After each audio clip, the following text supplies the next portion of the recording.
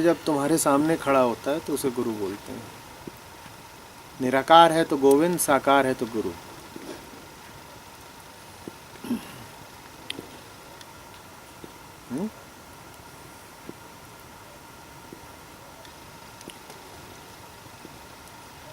दोनों तरीके से कह सकते हो कि गोविंद साकार हो गया तो गुरु हो गया, और गुरु निराकार हो गया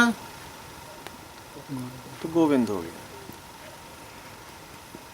कबीर जिस अर्थ में बात कर रहे हैं उस अर्थ में गुरु तुम्हारे सापेक्ष है, सम्मुख है, शरीरी है,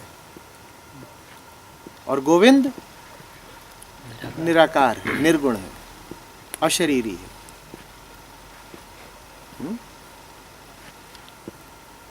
तो तुलना की कोई बात नहीं है। ये नहीं कि दोनों का पारस्परिक महत्व नापा जा रहा है कि दोनों में से ज्यादा बड़ा कौन है, ना, बेकार की बात। एक ही है तो फिर तुलना कैसी? दो की तुलना होती है। दो भिन्न हो तो उन्हें तुला के दो पलड़ों में रखो भी, एक ही है, तो नापने की बात नहीं है। तो फिर कबीर ने ऐसा क्यों कहा?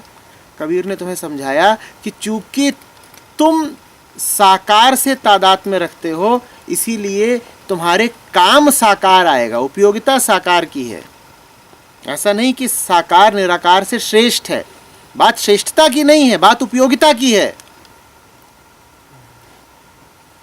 तुम अपने आप को क्या जानते हो, साकार की निराकार? साकार। तुम्हें निराकार दिखता है क्या कभी? सुनाई पड़ता है निराकार? निशब्द किसने सुना आज तक? तो कुछ तुम्हारे काम आ सके तो इसके लिए उसको तुम्हारे जैसा होना पड़ेगा। मौन तुम्हें लाख संदेशे भेजे, तुम्हारे लिए उनका क्या अर्थ है?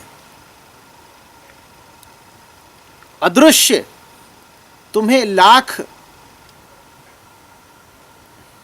उपदेश दे कि नाचे, तुम्हें क्या दिखाई पड़ेगा? कुछ तुम्हारे काम कब आएगा? जब वो तुम्हारे ही तल का हो।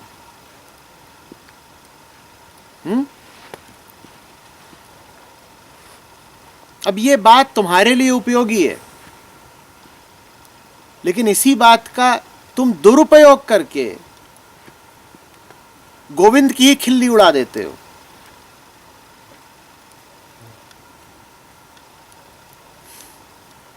ऐसे समझो कि कोई बच्चा हो, वो बुकैया चलता हो। बुकैया समझते हो? बुकैया क्या होता है? चार पांव पे, घुटनों के बल। अब बाप है उसका 6.5 फुट का, पर उसे बच्चे के साथ खेलना है, तो वो भी बच्चे के साथ जमीन पर क्या करने लग गया? बुकैया चलने लग गया।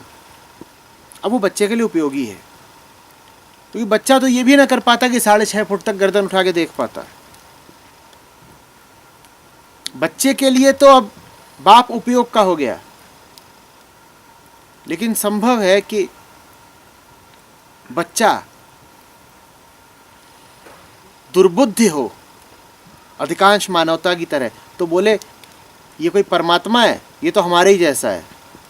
जैसे हम घुटनों के बल चलते हैं वैसे ये घुटनों के बल चलता है। गोविंद को, गुरु को तुम्हारी सहायता करने के लिए बिल्कुल तुम्हारे ही तल पर, तुम्हारे समीप आना होगा। पर जैसे ही वो तुम्हारे तल पर आएगा वैसे ही तुम्हारी नजरों में वो सम्मान खो देगा। अभी अजीब बात है, या तो तुम्हारी मदद ना करे वो और सम्माननीय कहलाए, या फिर वो तुम्हारी मदद करे और अपमान करवाए। अगर वो अहंकारी होता तो वो क्या चुनता? दो विकल्प हैं। पहला विकल्प है कि तुम्हारी मदद ना करे और सम्माननीय कहलाता चले, और दूसरा है कि मदद करे तुम्हारी और अपमान का भागी हो।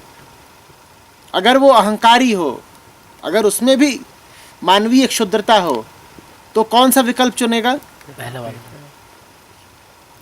पर अगर उसमें पूर्णता है और करुणा है, जो कि साथी होते हैं हमेशा, तो वो कौन सा विकल्प चुनेगा? तो वो दूसरा विकल्प चुनता है। वो जानता है कि तुम तो इतना कभी उठ नहीं पाओगे कि उस तक पहुंच जाओ, तो वही नीचे आ जाता है तुम्हारे तल तक। और जब वो तुम्हारे तल तक आएगा तो याद रखना कि तुम्हारी जितनी अपूर्णताएं हैं और तुम में जैसे विकार हैं और तुम्हारी जो सीमाएं हैं, वो सब उसमें भी दिखाई देंगे।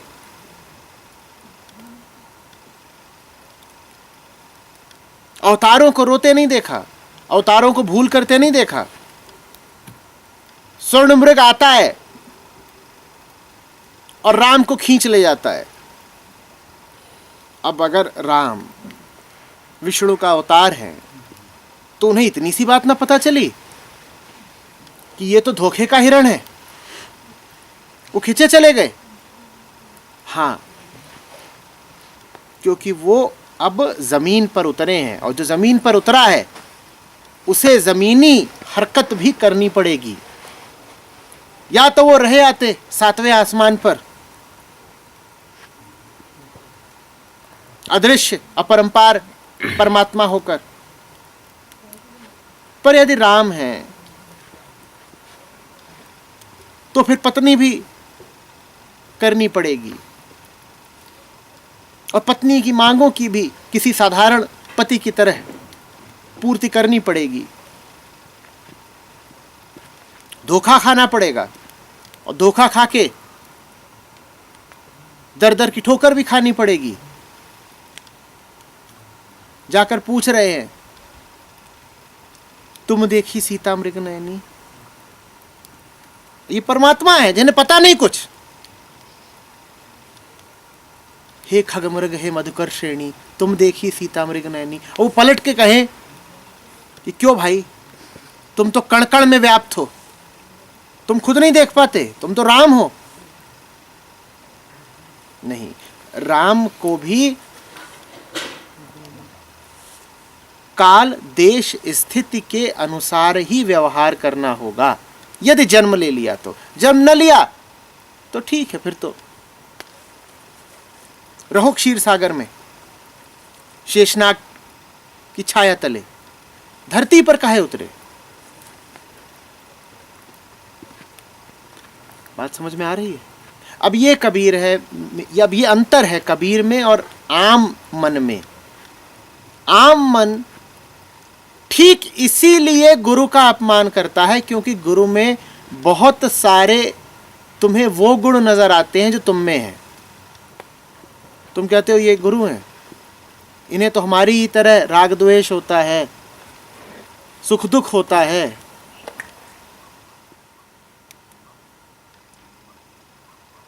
इनका क्या स्थान है?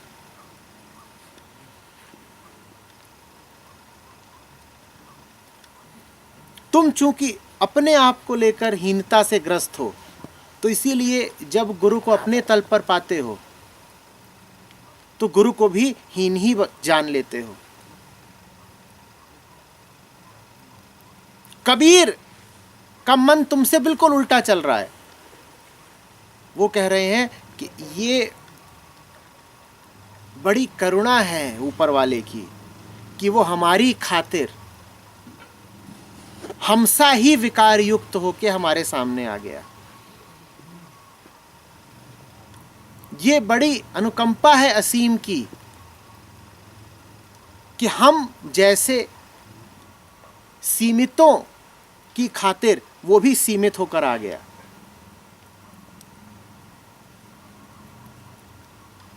देखो परमात्मा की करुणा, देखो प्राणी मात्र के प्रति उसका प्रेम, कि वो धरती पर आ गया है और हमारी तरह सुख दुख सह रहा है, हमारी ही भांति व्यवहार कर रहा है। ईसाई कहते हैं ना कि परमात्मा तुमसे इतना प्यार करता है कि उसने तुम्हारी खातिर अपना एकमात्र पुत्र धरती पर भेज दिया, और धरती पर जब उसने तुम्हारी खातिर तुम्हारे प्यार में अपना एकमात्र पुत्र भेज दिया तो तुमने उसके पुत्र के साथ क्या व्यवहार किया?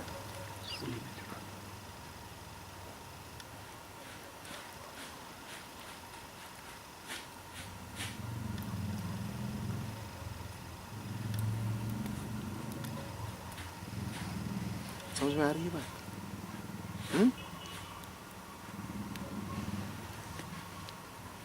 इस कारण जब निराकार और साकार की तुलना करनी होती है तो कबीर कहते हैं तुम छोड़ो निराकार को, क्योंकि निराकार तुमसे इतनी दूर है कि तुम्हारे लिए स्पर्श है। तुम्हारे तो जो सामने है तुम उसके पांव पड़ जाओ, तुम्हारे लिए वही सब कुछ है।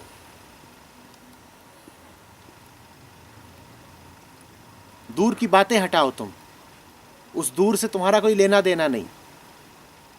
उस सुदूर से भी यदि कोई तुम्हारा संपर्क कराएगा, कोई सेतु बनेगा, तो वो वही है जो तुम्हारे सामने है। तुम तो उसी के साथ रहो।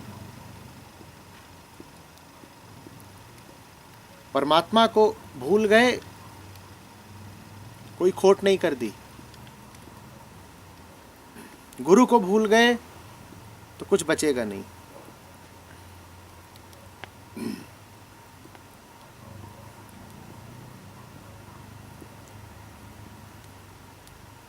हरि रूठे गुरु ठौर है, गुरु रूठे नहीं ठौर।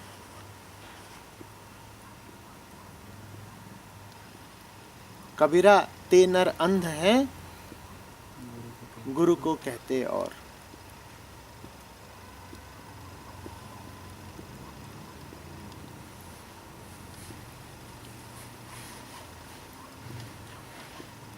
बहुत हैं होशियार, बुद्धिमान, अति बुद्धिमान।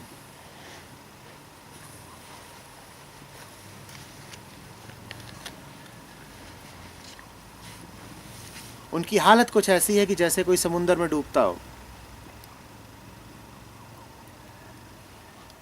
और उसका प्रेमी उसे हेलीकॉप्टर में बचाने आए।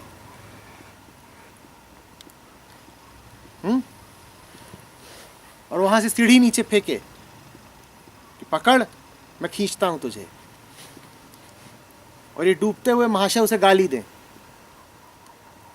कहीं हमें सीधे तुझ तक आना है, सीढ़ी से हमें कोई लेना देना नहीं, सीढ़ी ओछी बात है।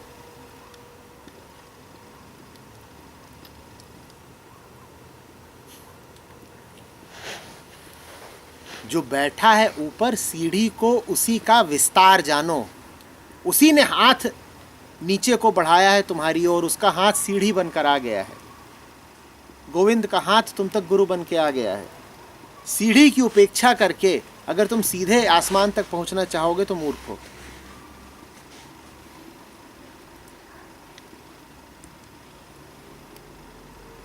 और जो डूब रहा है, ये सीढ़ी डालने वाले को ताने भी दे रहा है, उलाहने दे रहा है, शिकायत कर रहा है, कह रहा है तुम्हें हमसे कोई प्यार नहीं। तुम्हें हमसे प्यार होता तो तुम खुद नीचे आते, सीढ़ी थोड़ी फेंकते।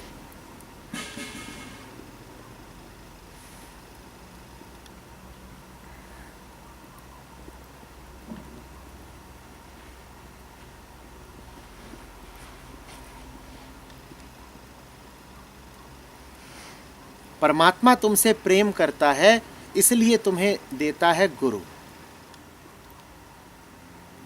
और गुरु तुमसे प्रेम करता है, इसलिए तुमको देता है अनुशासन, नियम, विधियां, प्रक्रियाएं। जो गलती तुम एक जगह करते हो वही गलती तुम दूसरी जगह भी करते हो। जब गुरु सामने आता है तुम कहते हो गुरु से हमें कोई मतलब नहीं, हम तो सीधे परमात्मा तक पहुंच जाएंगे। ये भूल जाते हो कि परमात्मा ने ही तो गुरु दिया है। और गुरु जब तुम्हें विधियां देता है तुम कहते हो विधियों से हमें कोई मतलब नहीं, हमें तो गुरु से मतलब है। तुम भूल जाते हो कि गुरु का ही तो विस्तार है, एक्सटेंशन है। वो विधियां जो गुरु ने दी हैं, वो नियम और कायदे और अनुशासन और प्रक्रियाएं जो गुरु ने दी हैं। तुम कहते हो नहीं साहब, गुरु की आज्ञा से हमें कोई मतलब नहीं है, हमें तो गुरु से मतलब है।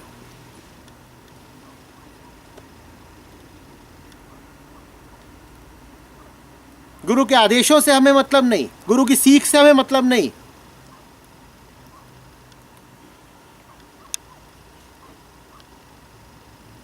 हमें तो गुरु से मतलब है। ये पागलपन है और झूठ है तुम्हारा।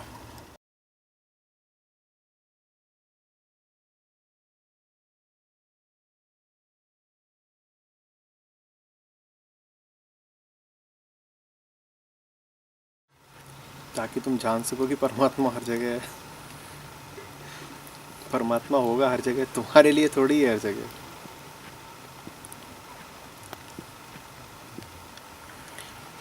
परमात्मा हर जगह है, ठीक है, तो जीपीएस में क्या लिखते हो, परमात्मा, जब किसी जगह जाना होता है। जब हर जगह परमात्मा है तो कहाँ से शुरू करना है, परमात्मा से। कहाँ तक जाना है, परमात्मा तक। किस में बैठकर, परमात्मा में। परमात्मा तो हर जगह है।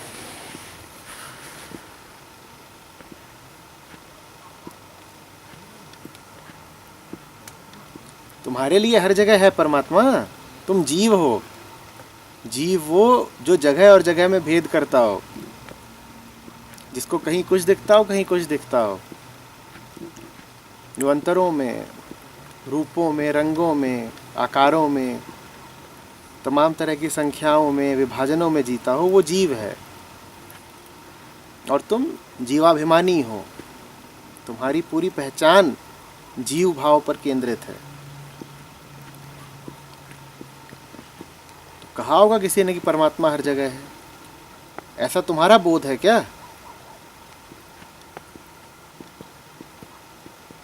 परमात्मा हर जगह है तो मल के सामने नाक क्यों ऐसे दबा लेते हो? तो परमात्मा है, नाक डाल दो उसमें।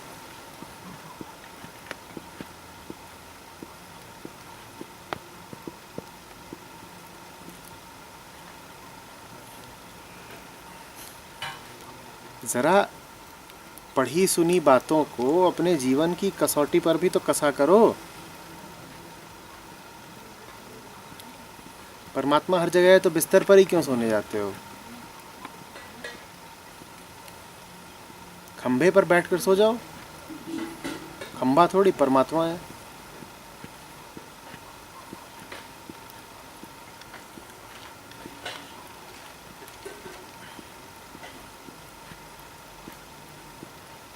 तुम जगह जगह में अंतर करते हो ना,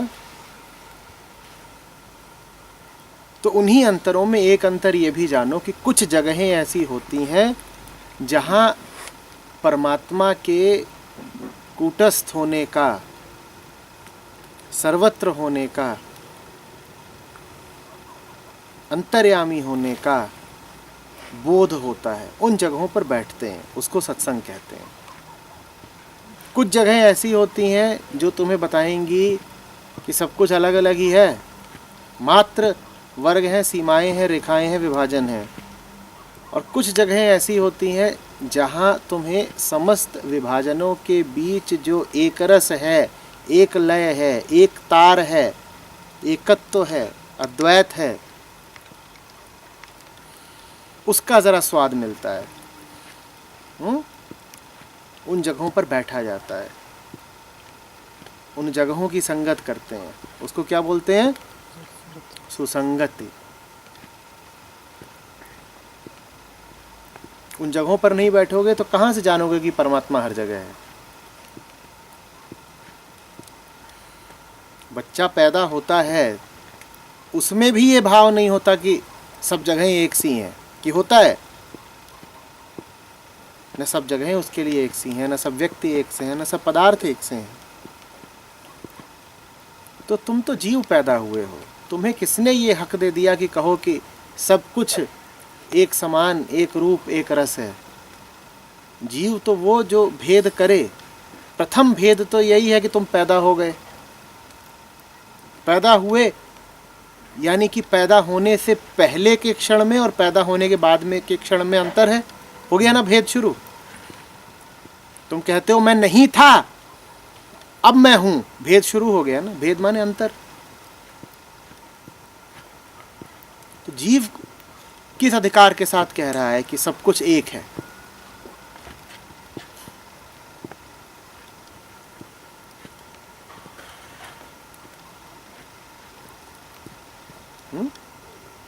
हमें अंतर दिखते हैं और हमें अंतर करना आना चाहिए। जिसे अंतर करना आ गया वो तर जाता है, जिसे अंतर करना नहीं आता वो मर जाता है।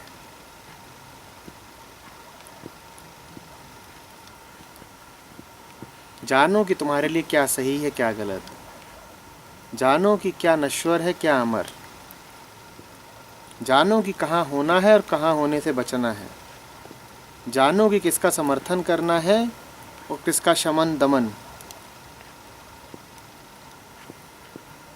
ये अंतर करना सीखो। रटो मत कि सब एक है, सब एक नहीं है तुम्हारे लिए। तुम्हें तो जहर में और अमृत में अंतर करना आना चाहिए। शिव मात्र के लिए विष और अमृत समान है, तुम्हारे लिए नहीं। तुम्हें तो विष मिल गया तो पीड़ा भोगोगे और अमृत की तुम्हें चाह है। शिव में अभी तुम स्थापित थोड़े ही हो, तुम तो अभी कहीं और स्थापित हो। तो तुम्हारे होने का जो तथ्य है उसको शास्त्रों की आड़ में भूल मत जाया करो। शास्त्रों ने बता दिया होगा कि तुम शुद्ध बुद्ध आत्मा हो, पर क्या तुम आत्मामय होकर जीवन बिता रहे हो? तुम्हें अपने जीवन को देखकर ऐसा लगता है क्या कि तुम आत्मा हो? सुबह से रात तक जैसी जिंदगी जी रहे हो उसको देख के ऐसा लगता है कि आत्मा जी रही है? तो फिर क्यों बोलते हो मैं तो आत्मा हूं? जिन्होंने बोला उन्होंने बोला, उनका फिर जीवन भी वैसा था कि उन्हें अधिकार था बोलने का। तुम तो वो बोलो ना जिसकी गवाही तुम्हारे जीवन से आती हो। जीवन किसका है? जीव का। और दावा क्या होने का है? आत्मा। बहुत नाइंसाफी।